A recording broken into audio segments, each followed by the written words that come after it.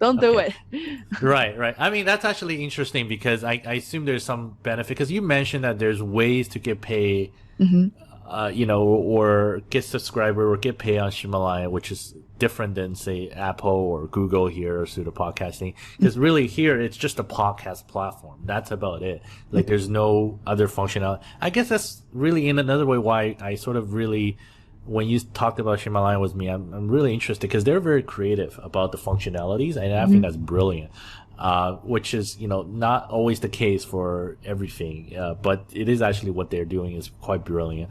So, what are some of the ways that people can sort of get paid Yeah, on Himalaya and ranking and so on and so forth? Let's get that as the last question because we're sort of running into the 40-minute mark. But let's get that as the last question, sure. and then sort of wrap it up after.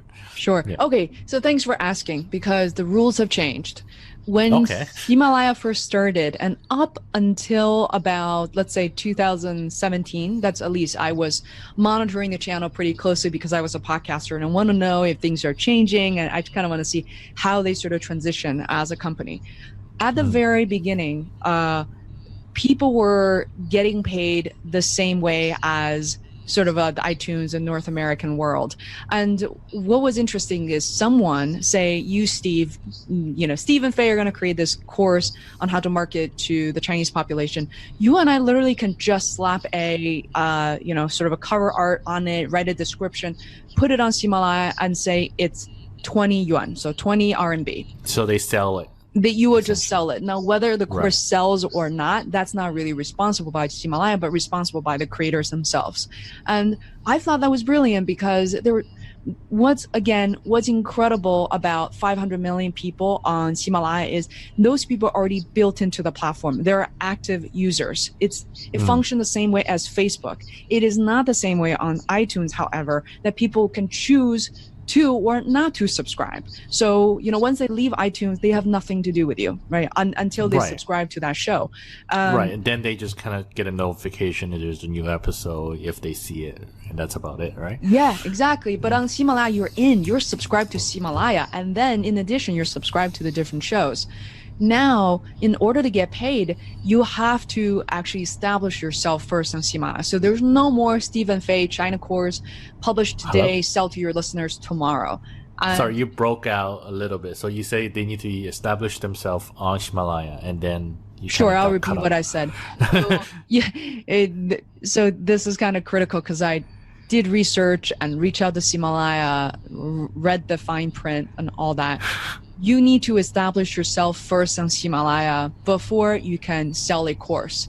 Not Mm, only that, it gets complicated because what then do you mean by an established podcaster? right, They don't right. really give you the exact measurement. They don't tell you you need to be at rank level 7. You need to have 5,000 Hmm. subscribers. Like, no, you don't have those stats. Instead, what's going to happen or need to happen is Himalaya will have to reach out to you.